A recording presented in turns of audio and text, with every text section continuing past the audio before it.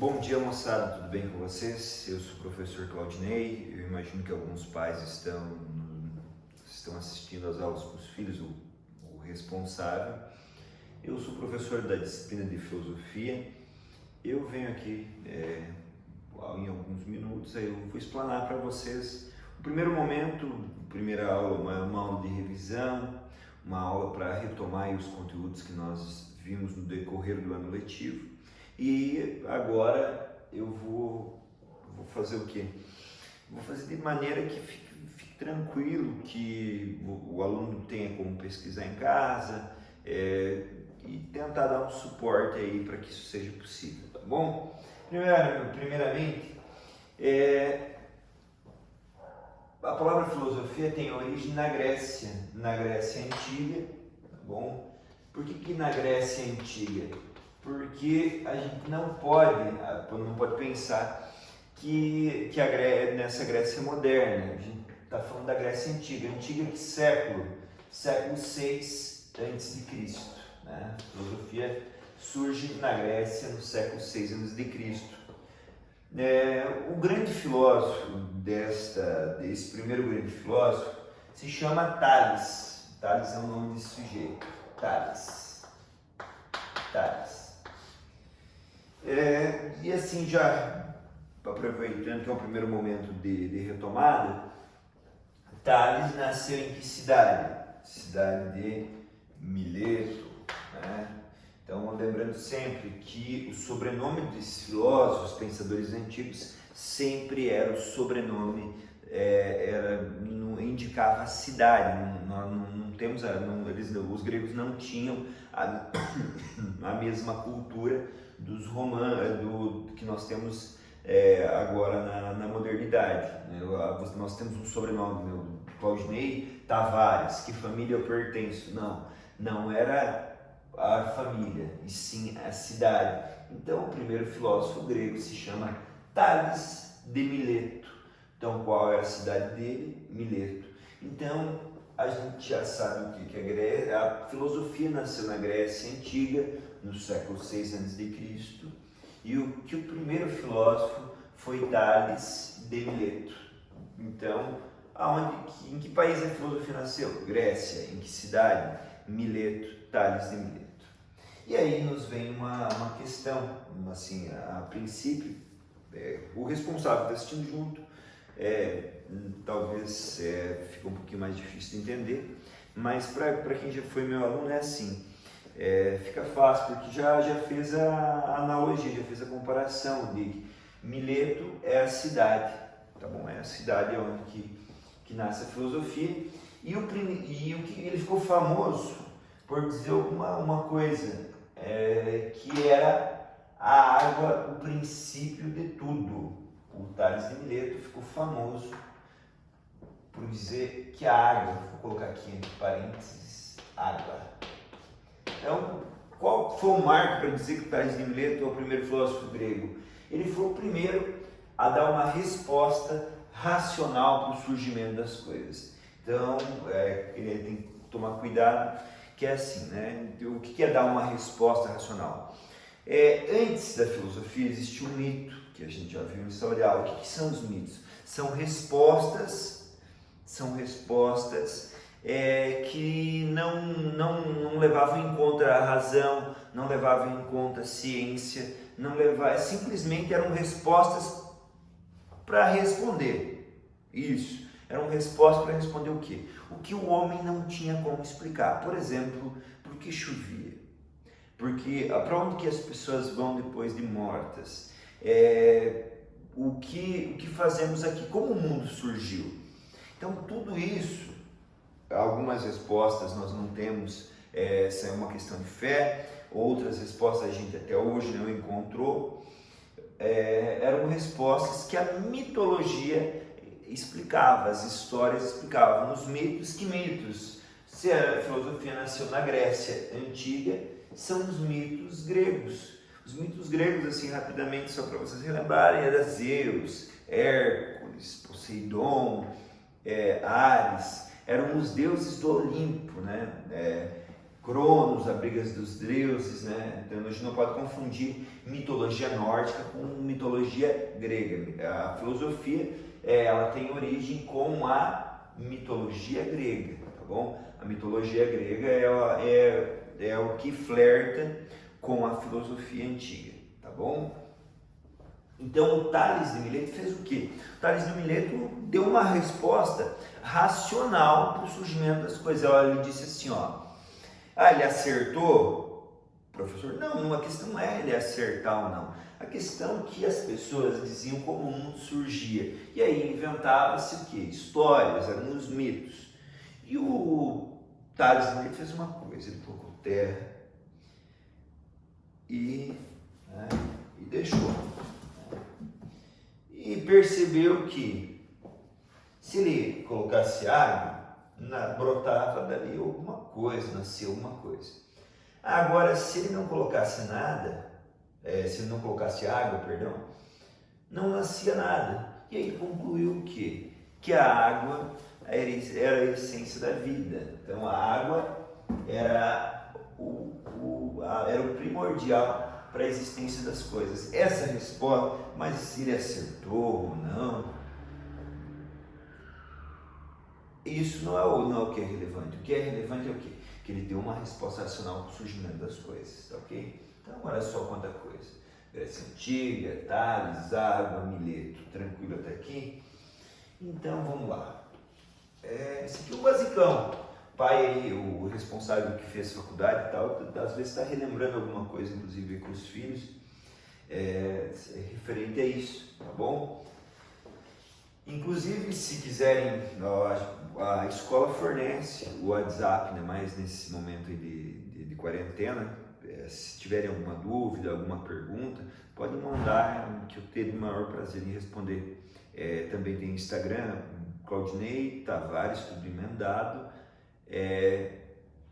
Claudinei Tavares, com 2 S no final, né? Claudinei Tavares. Mas é fácil, digitar Claudinei Tavares no Instagram, no Facebook, provavelmente eu aparecerei. Apresento, eu sou fulano da sala tal, queria saber tal coisa que não ficou claro no vídeo. Me pergunta que eu te respondo, tá bom?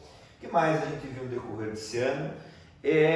A origem da palavra, a etimologia, né?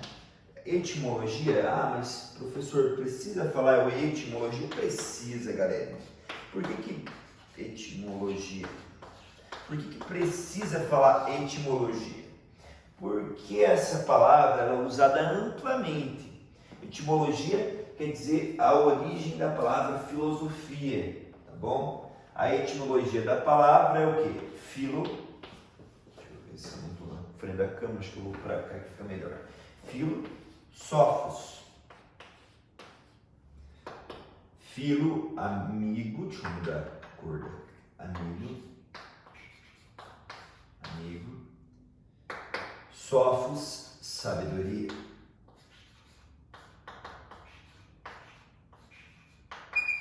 Tá bom?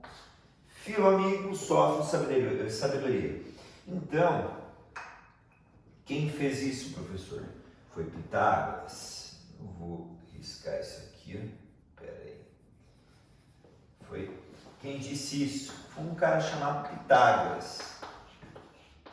Pitágoras, do Teorema de Pitágoras. O Teorema de Pitágoras é o mesmo Pitágoras, tá bom? Do teorema da matemática e tal. Inclusive o Pitágoras, eu sempre falo isso em sala, mas eu não entro muito.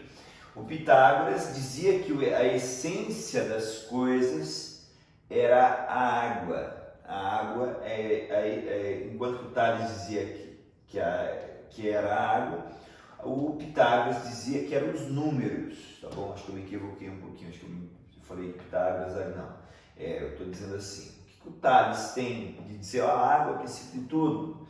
O Pitágoras vai dizer, o princípio de tudo são os números. Eu não vou anotar aqui para não confundir, porque nesse momento aqui eu quero só mostrar para vocês o quê?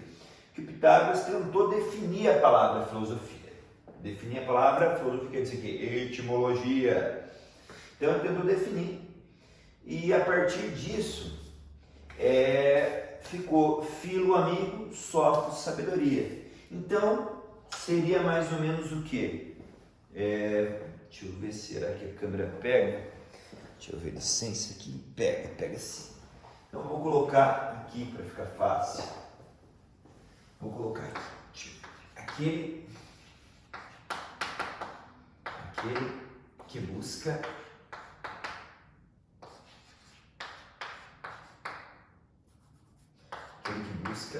o saber,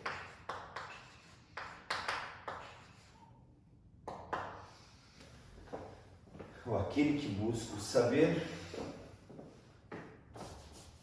Então, olha só. E aí vem o merchandising, vem a propaganda, né?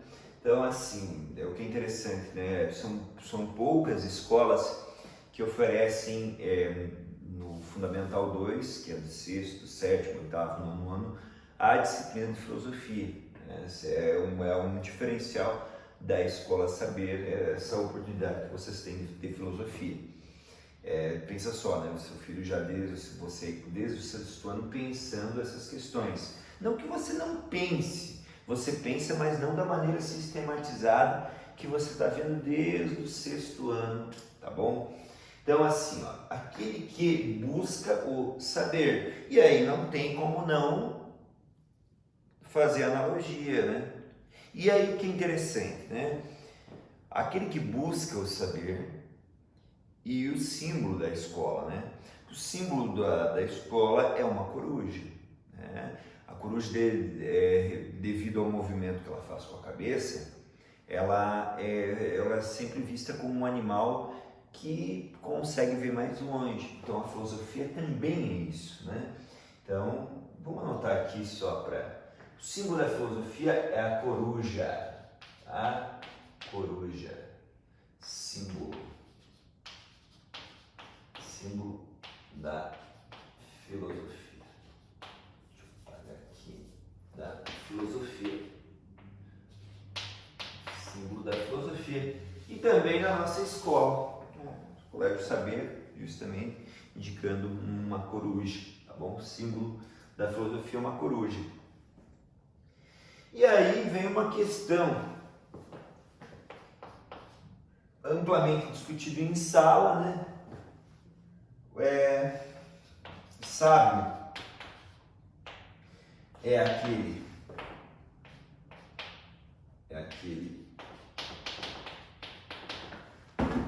que busca ou aquele que sabe? Ou aquele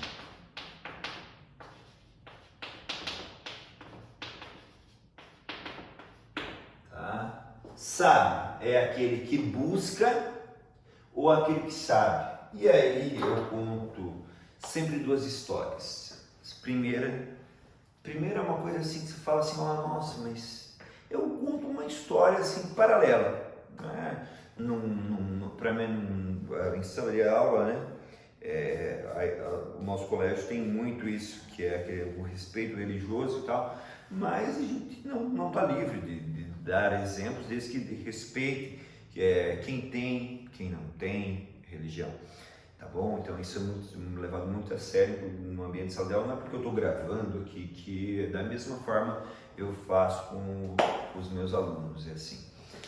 Tem um exemplo de um personagem bíblico que se chama Salomão, né? Salomão é o personagem mais sábio, né?